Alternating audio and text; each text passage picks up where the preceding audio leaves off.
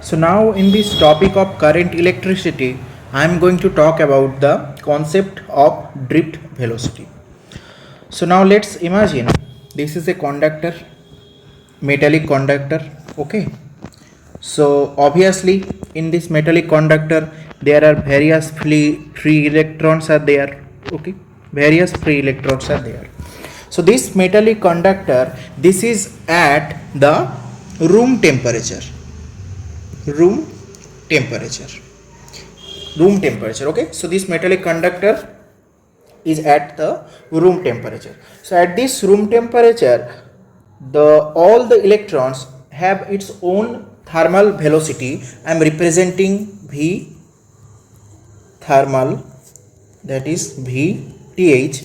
Due to this temperature, each and every electron has its own velocity. This is a random velocity, like this, then this, something like this. Each and every electron, it has own thermal velocity. Also, let's imagine this electron is moving like this, then this, then this. Three-dimensional Brownian, this is also called the three-dimensional Brownian motion of electron is there, okay. So ultimately at the end at the end of various collision, this electron is collide with other electrons, or maybe the other metallic component of this conductor, okay. That means let's imagine this is maybe the various metal which is forming the lattice of this conductor, okay. Electron is also collide or make a successive collision with this also, and then at the end, let's imagine this electron is further moves back or come back to its original position. So now net displacement for this electron is 0, and obviously there is no net current in room temperature. There is no net current in room temperature for this metallic conductor, okay. So if now let's imagine if one fixed potential difference is applied across this metallic conductor, then what happens? One fixed potential difference. Now what is the source of this potential difference? Let's imagine this cell or the battery. Now this battery is the source of a fixed potential difference. So now this battery or the cell is connected with this metallic conductor. With this is the conductor. With this metallic conductor, your battery is now connected, okay, and this is your conducting wire, okay. This is the conducting wire, okay. So now this conducting wire, it has obviously low resistance, and due to this low heat loss. And one thing, this battery, let's imagine this is obviously the positive pole of battery and this is the negative pole of battery. Let's imagine the potential difference supplied by this battery, which is the constant source of the potential difference, is V, and the potential of the positive end is plus V and negative end is 0. Let's imagine then what happens if this battery is connected with this conductor with the conducting wire. This portion, this is your plus V, though this is a conducting wire, okay. So same potential of this will be at this point, and this is a conducting wire, that means same potential at this point, and obviously the potential same at this point also. Let's imagine this is the point A and this is the point B of the conductor, and this is the negative pole of the battery. Let's imagine this is at 0 potential, okay. Then though this is a conducting wire, the potential of this point is also 0, and this is same also 0. Here is this is also 0. Now one fixed potential difference is applied on this conducting wire, okay. What is this potential difference? Now let's imagine this is the VH, that means V high potential, and let's imagine this is the VL, that means V low potential. Then always potential difference, this is equal to V high minus V low. That means the potential difference, this is equal to V high, which is V here, and V low, which is 0 here. This is actually V. Okay, so now the fixed potential difference, that is your V, the potential difference is applied across this conducting wire. Now what happens?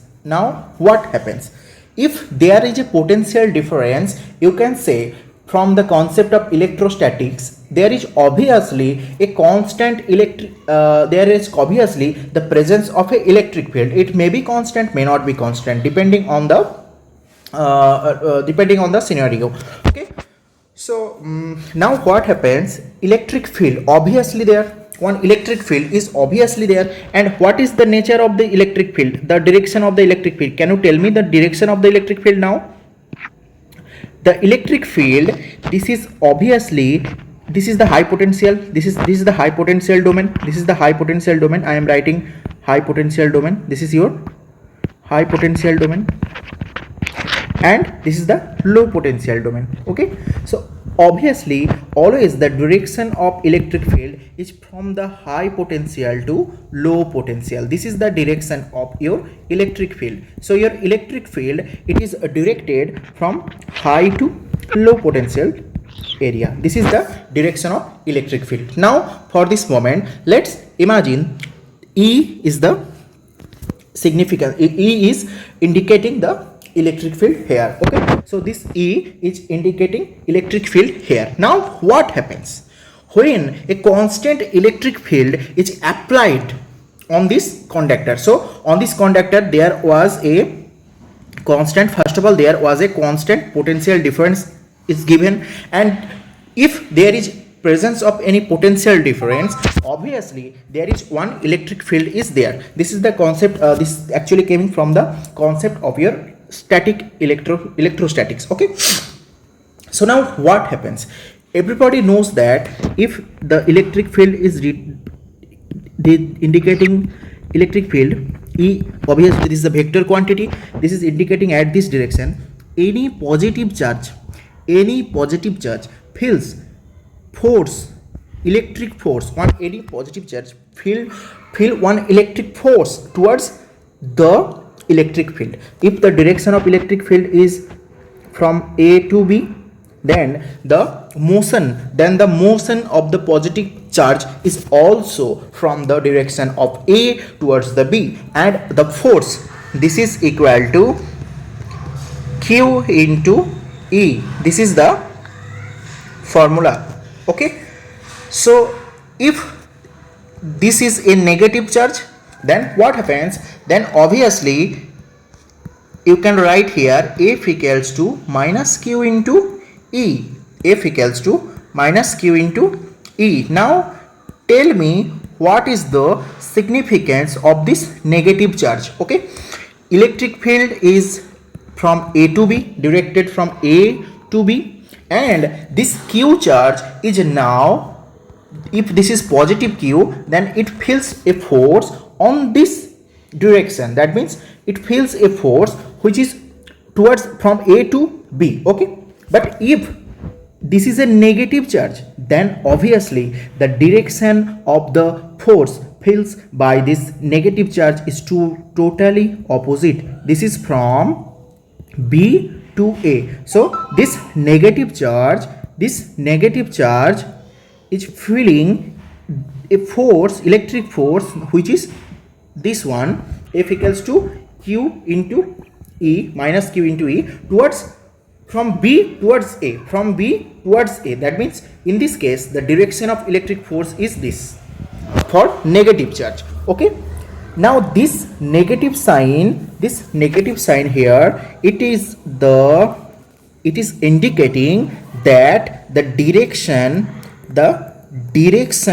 of electric field and force due to this electric field on the charge is totally opposite.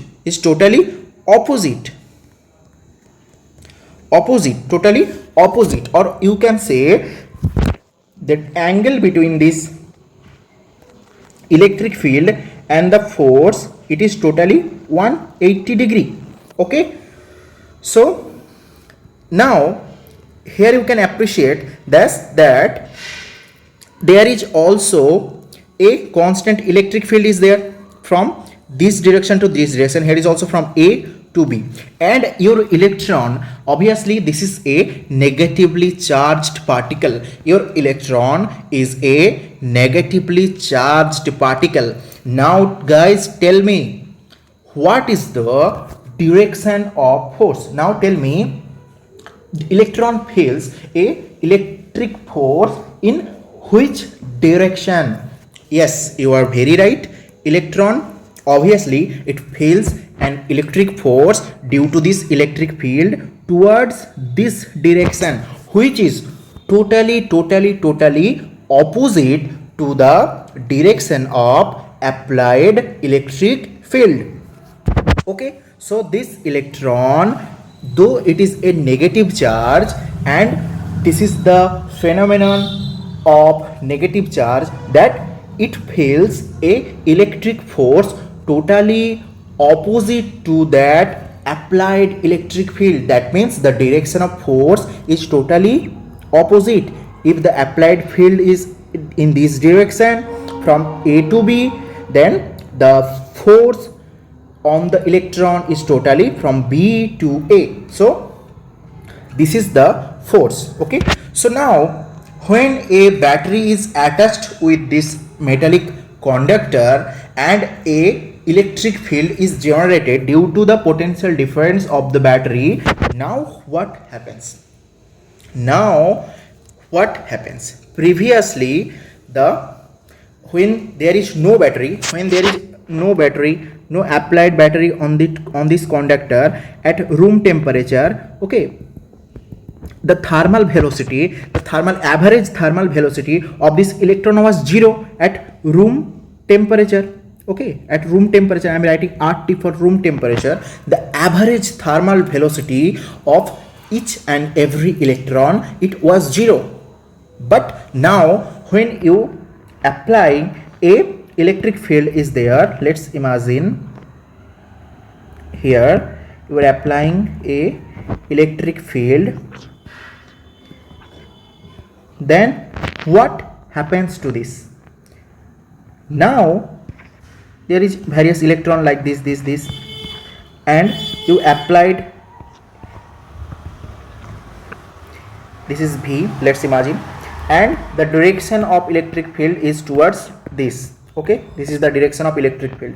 Now what happens? Though this electron, each and every electron is a negative charge, it feels a force on this direction, This electron is also on this direction, this is also in this direction. This is the direction of force, electric force feels by this electron on this electric field. Okay, now there is no Brownian motion for the electrons, but, or you can say, there is no random motion, there is no zigzag motion like this much, this motion, this kind of motion is absent in this case. Why? Because electric field is present.